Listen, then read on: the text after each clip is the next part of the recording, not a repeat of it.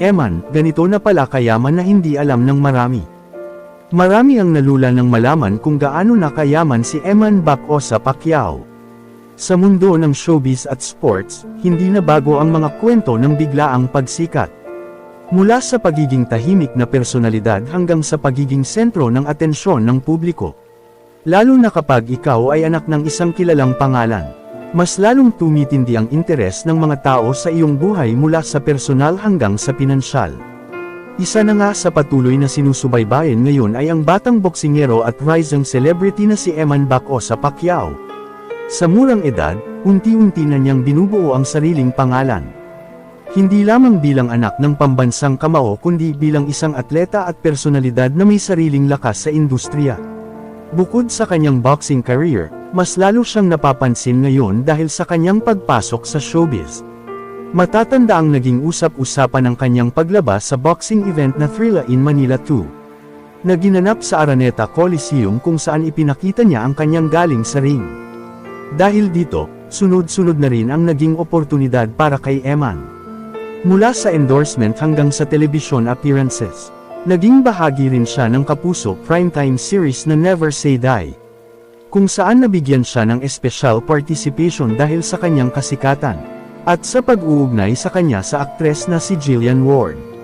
Marami nga ang nagtatanong kung gaano na kayaman si Eman.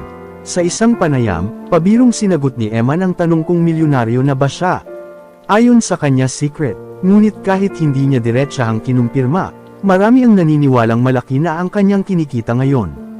Sa katunayan, isa na siya sa mga bagong mukha ng ilang kilalang brands tulad ng Yamaha, Swatch at Bench. Mga kumpanyang kilala sa pagbibigay ng multi-million peso endorsement deal sa kanilang ambassador. Ayon sa industry estimates, ang ganitong klase ng kontrata ay maaaring umabot mula ilang milyon. Hanggang double-digit figures depende sa kasikatan at reach ng endorser.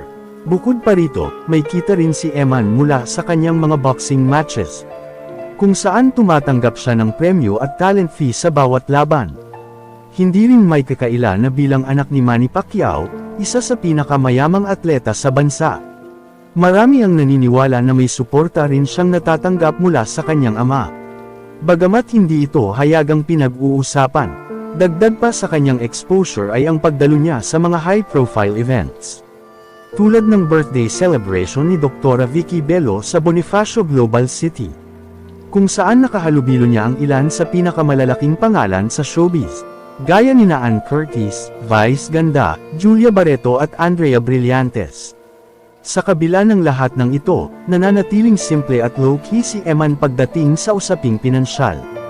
Ngunit malinaw sa marami na sa murang edad pa lamang, ay nagsisimula na siyang bumuo ng isang matibay na pundasyon.